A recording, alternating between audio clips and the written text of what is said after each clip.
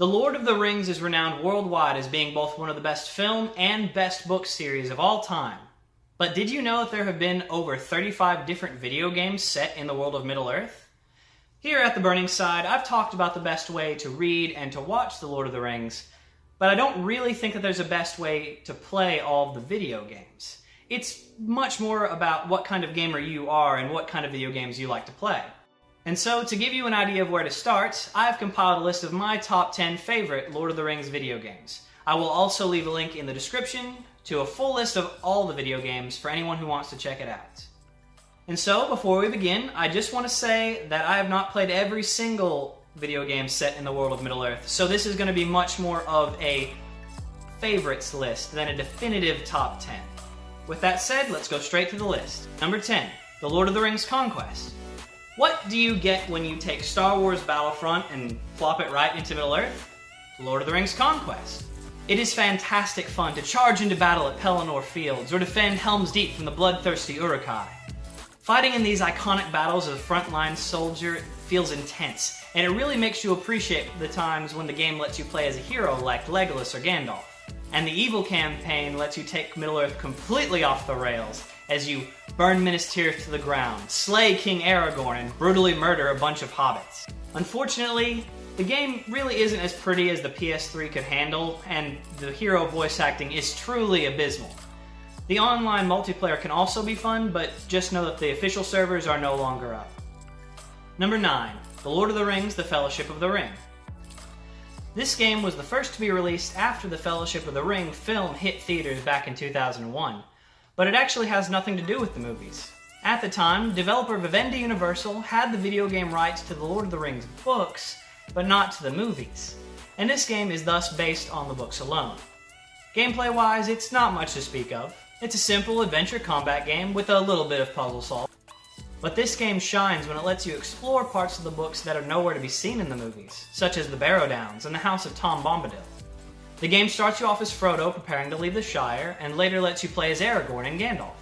Overall, it's not a great game, but it's a pretty fun adaptation. Number 8, The Lord of the Rings: Aragorns Quest. Just as the title suggests, this adventure game lets you play as Aragorn through all 3 of the films and features motion control gameplay on both the PlayStation 3 and the Wii. The game also features a much more cartoon-like art style that adds a bit of interest and sets it apart from the other games. You can also play on the standard PS3 controller instead of the motion controls if you so choose, and that's how I played it.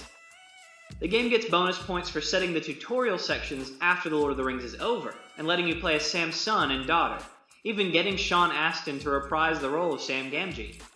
There is also a co-op option, where player 2 will drop in as Gandalf, which is a neat mechanic even if it doesn't always make sense in the story. This game perhaps isn't as polished as the other titles on this list, but it gives you a unique perspective, and gameplay not to be found elsewhere. Number 7, The Hobbit. This game, like The Fellowship of the Ring, was developed solely from the book and shares no artistic style with any of the films. It features fairly standard Zelda-esque gameplay, including lots of platforming, stealth, and puzzles. But this game's real charm is in its storytelling. For a long time, this game was the only adaptation of The Hobbit we had aside from the animated film, and I enjoyed playing this game much more than watching the cartoon. Its visual style is charming, its humor feels very true to the book. I had most of my fun in this game just exploring locations like Mirkwood, Lake Town, and the Lonely Mountain. Experiences that can't be found in almost any other video game to date. While there is nothing amazing about The Hobbit as a video game, it's a load of fun as a playable storybook. Number 6, The Lord of the Rings: War in the North. War in the North was our first glimpse at the gritty new direction that the series has taken as the 2010s have gone on. It was the first Middle-earth game to be rated mature, and the combat certainly earns it. Its story follows an elf, a man, and a dwarf as they hunt Agandaur, a servant of Sauron who continually tries to stab Middle-earth in its northern back, as all eyes are focused on the war with Mordor in the south. The game has some great settings, like the Barrow Downs and Mount Gundabad. However, the combat is the real star of the game. It takes full advantage of its mature rating, and it feels great just to hack your way through seas of orcs and trolls. It does eventually get a bit repetitive, but the ability to play cooperatively online with 2 other people definitely keeps the fun rolling. Overall, the game is fun, if a bit dry, and the team obviously has a deep love of the source material. Number 5. The Lord of the Rings: The Third Age. The Third Age is a turn-based RPG a la Final Fantasy, and it is a lot of fun to play. The Third Age was the first console game to cover all 3 films in one, and follows the story of Barethor and his friends as they track the Fellowship from Rivendell. This game is one of the few to find a really good balance of story and gameplay. The battle system and RPG elements are sturdy, but not overly complicated. And the story begins simply and gets more intriguing as you go on. And of course, exploring locations like Moria and Osgiliath is a treat. It features dozens of originally recorded cutscenes with Sir Ian McKellen as Gandalf. The art style feels very true to the films, and the incredible sound design makes you feel every slash, stab, and spell as they are hurled across the battlefield. Now, for some clarification, the rest of the entries on this list consist of game series rather than individual titles. I've put them together because they form a more complete experience when taken as a whole. Now on to number 4, The Lord of the Rings: The Two Towers, and The Lord of the Rings: The Return of the King.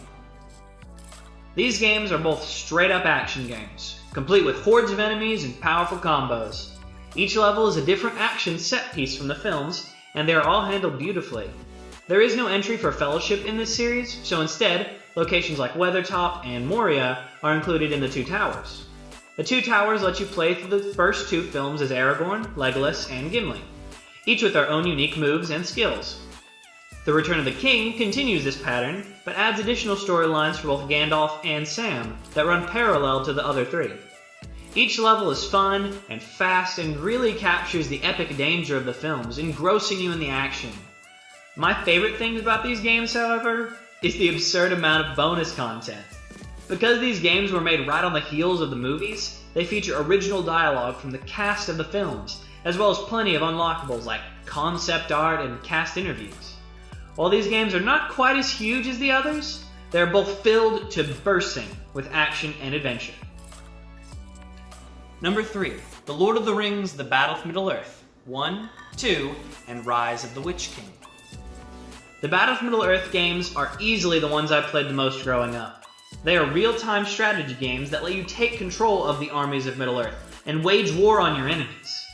The first game follows the story of the 3 films and lets you play through iconic battles like Helm's Deep and Pelennor Fields, but this time as the commander of the whole army instead of a single troop or hero. The feeling you get that you are running the movies does not get old, and my 10-year-old self was filled with sheer joy when I got to do things like save Boromir and see him survive to the end of the game. The Battle for Middle-earth 2 takes it even further. It was the first game to be made after EA had both the rights to the books and to the films, and they took full advantage of it.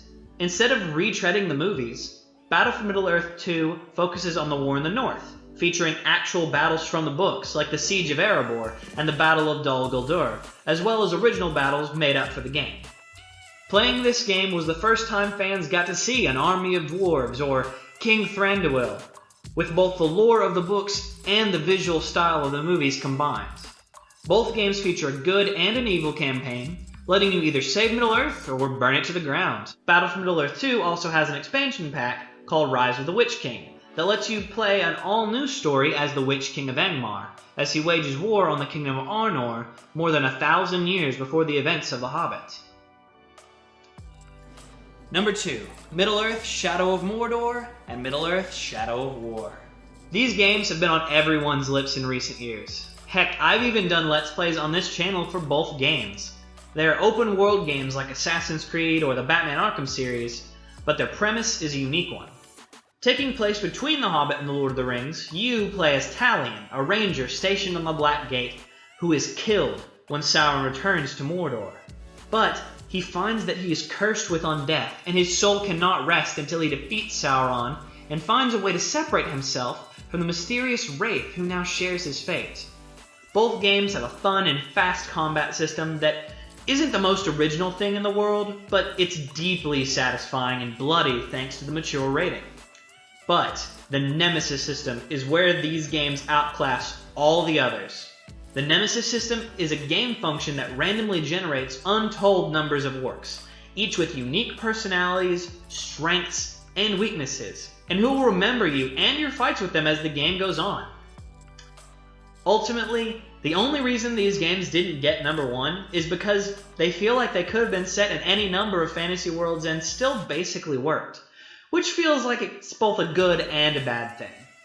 But these games are still epic and compelling, and Middle-earth makes for a great setting, even if it isn't as well used as it could have been.